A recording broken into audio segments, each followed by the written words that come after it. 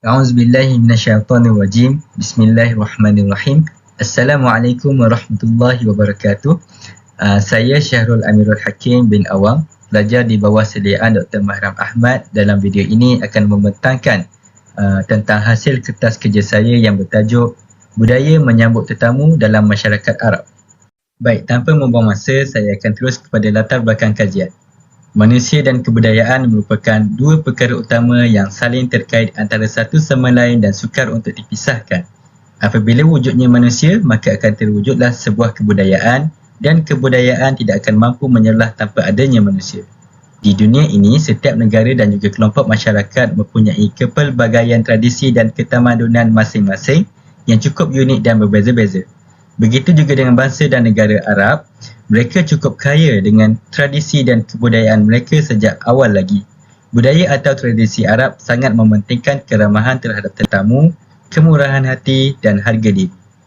Budaya adalah sebuah tamadun atau peradaban dan kemajuan dari segi pemikiran serta kelakuan. Budaya juga diertikan sebagai keseluruhan cara hidup yang merangkumi cara bertindak, berkelakuan dan berfikir, serta segala hasil kegiatan dan penciptaan yang berupa kebudayaan atau kerohanian sesuatu masyarakat. Baik, sekarang saya akan berpindah kepada penyertaan masalah. Tanah Arab atau Jazirah Arab menjadi lokasi yang cukup penting buat umat Islam kerana di situlah menjadi tempat lahirnya agama Islam sekaligus menjadi tempat pertama tertegaknya negara Islam.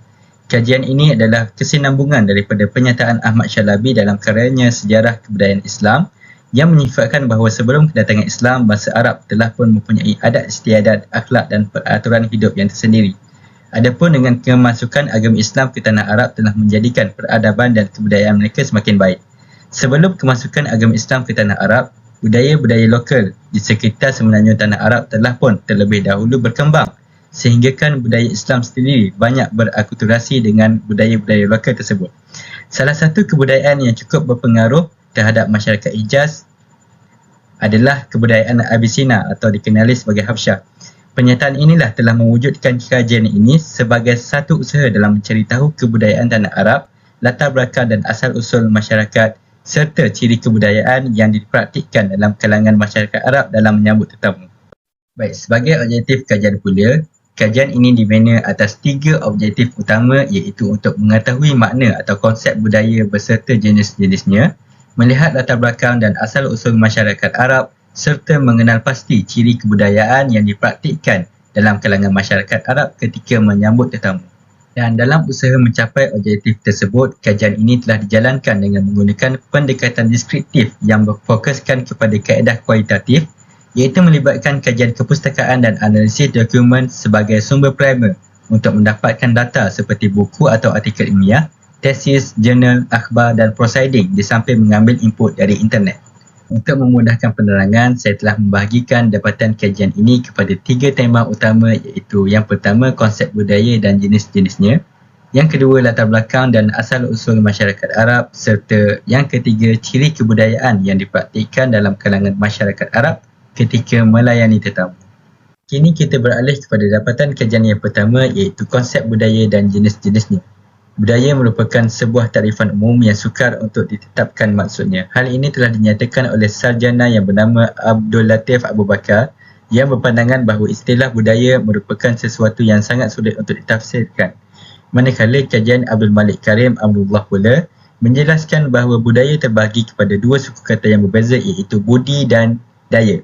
Kalimah budi adalah cahaya yang berada pada dalaman manusia, manakala daya pula merujuk kepada sesebuah usaha manusia dalam melaksanakan sesuatu berdasarkan budinya.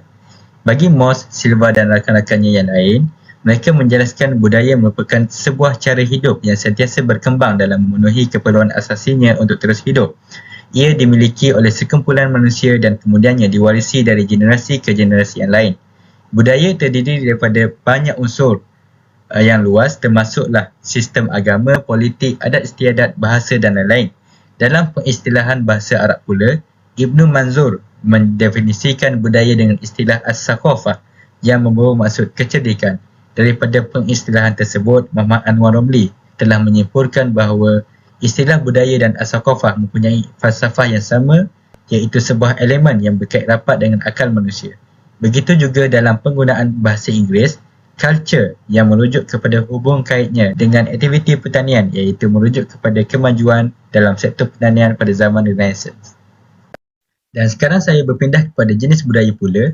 Dapatan kajian menunjukkan bahawa budaya secara umumnya terbagi kepada dua, iaitu budaya material dan juga budaya bukan material.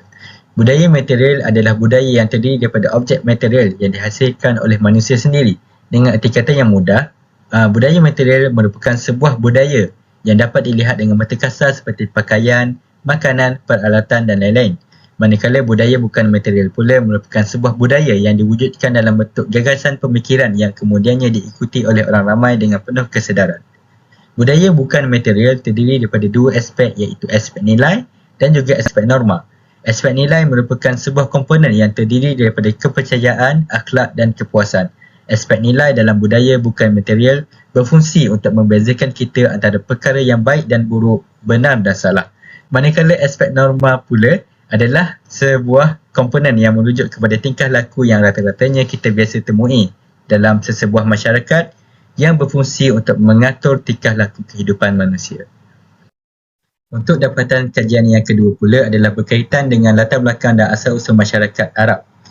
Menurut Al-Mubarakfuri, perkataan Arab secara bahasanya ialah kawasan yang kering dan berpadang pasir. Istilah tersebut juga boleh menggambarkan masyarakat yang mendiami dan menetap di kawasan tersebut. Secara umumnya, Ahmad Shalabi menyatakan bahawa semenanjung tanah Arab terdiri daripada dua bahagian utama, iaitu bahagian tengah dan juga bahagian tepi. Bahagian tengah pula terbahagi kepada dua, iaitu An-Najd yang memberi maksud Arab Tengah Utara dan Al-Ahqaf iaitu Arab Tengah Selatan. Bahagian selatan Arab Tengah ini juga dikenali dengan nama Ar-Raq'ul Khali, iaitu tempat yang sunyi dengan jumlah penduduk yang sedikit. Geografi semenanjung tanah Arab bahagian tengah ini merupakan tanah pergunungan. Kawasan tengah ini juga mempunyai penduduk yang sangat sedikit kerana ia terdiri daripada kaum pengembara yang selalu berpindah randah. Penduduk Arab bahagian tengah ini dikenali dengan gelaran Arab Badui yang bermaksud penduduk gurun. Dalam membahaskan tentang asal-usul masyarakat Arab pula, Hamka dalam penulisan beliau Sejarah dan Kebudayaan Islam menyatakan bahawa para sejarawan menetapkan bahawa bangsa Arab terbahagi kepada tiga bahagian utama, iaitu Arab Al-Ba'idah, iaitu Arab Purbakala, Arab Bakiyah dan juga Arab Musta'ribah, iaitu Arab Utara. Ketiga-tiga kabilah ini muncul pada zaman yang berbeza-beza di tanah Arab. Bangsa Arab Al-Ba'idah merupakan bangsa terdahulu. Ia adalah bangsa Arab pra-Islam yang kita kenali juga sebagai Jahiliyah. Mereka telah pun dibinasakan dan tidak ada satu pun yang tersisa sehingga ke hari ini. Selepas terhapusnya bangsa Arab Ba'idah yang binasa akibat daripada kedahakaan mereka, maka muncul selepas itu bangsa Arab Bakiyah atau disebut juga dengan nama Arab Al-Aribah, iaitu Arab asli. Mereka adalah masyarakat Arab yang lahir daripada keturunan Yasjub bin Ya'rub bin Qahtan yang berasal dari Yaman. Disebabkan itu, selain Arab Al-Aribah, mereka juga terkenal dengan Arab Qahtan yang diambil daripada Yasjub bin Ya'rub Qahtan tersebut. Akhir sekali, bangsa Arab yang terakhir ialah bangsa Arab Al-Musta'ribah, iaitu masyarakat Arab yang datang daripada keturunan Nabi Ismail AS, digelar juga sebagai Arab Adnan. Sesudah generasi Jurhum yang pertama musnah pada zaman Arab Ba'idah, telah muncul generasi Jurhum kedua daripada keturunan Bani Qahtan yang menjadi Arab keturunan Nabi Ibrahim.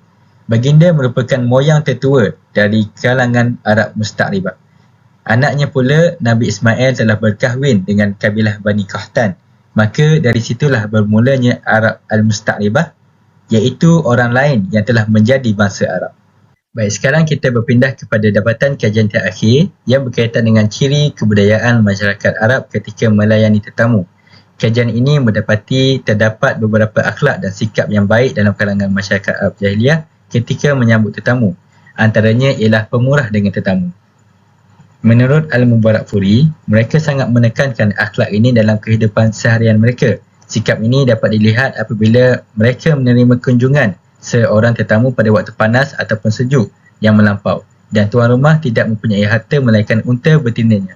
Maka mereka akan mengambil unta tersebut lalu menyembelihnya untuk disajikan kepada tetamunya. Di samping itu, Jawad Ali pula menyatakan bahawa bagi masyarakat Arab Jahiliyah, setiap rumah itu memiliki kehormatan yang harus dijaga.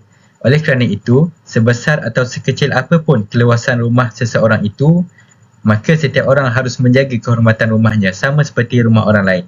Bagi sesiapa yang merosakkan kehormatan rumah orang lain, maka ibaratnya dia telah melakukan dosa besar dan harus menerima balasan daripada pihak keluarga. Dalam pada itu, kedatangan Islam ke dalam masyarakat Arab Jahiliyah telah menambah baik peradaban mereka, terutamanya dalam aspek menyambut tetamu. Antara penambahbaikan yang dibawa oleh Islam ialah menyambut tetamu dengan memberikan kata-kata selamat datang dan seumpama dengannya, yang akan memberikan rasa gembira dan keakraban antara mereka. Budaya ini telah pun dipraktikkan sebelum kedatangan Islam. Namun begitu, Islam telah memperkemaskan budaya ini dengan ucapan yang lebih baik dan sopan. Selain itu, Abdul Aziz Ash-Shalhub pula melihat bahawa Islam menganjurkan budaya yang lebih baik seperti keluar bersama tetamu sampai ke pintu rumah. Adab ini merupakan pelengkap jamuan dan menandakan tuan rumah telah memberikan perhatian yang cukup baik kepada tetamunya dan menciptakan sebuah keakraban di antara mereka sehingga dia meninggalkan rumah. Selepas Islam telah sebati dengan masyarakat Arab, mereka mula mengadaptasikan budaya menyambut tetamu menurut garis panduan Islam. Antara budaya masyarakat Arab selepas kedatangan Islam ialah membawa buah tangan semasa berkunjung atau memenuhi jemputan makanan. Selain itu, budaya Arab selepas kedatangan Islam juga sangat mementingkan keramahan terhadap tetamu. Nilai kehormatan bagi orang Arab terletak pada anggota keluarganya, khususnya wanita yang tidak boleh diganggu oleh orang luar. Di Arab Saudi khususnya, adalah tidak lazim bagi seorang lelaki untuk menegur isteri kawannya dan juga anak perempuannya yang sudah dewasa ketika bertamu. Baik, akhir sekali, sebagai kesimpulan sebelum mengakhiri video ini, kajian ini melihat bahawa masyarakat Arab Jahiliyah telah pun mencapai tahap ketamadunan dan kebudayaan yang cukup hebat sebelum Islam, terutamanya dalam menyambut tetamu.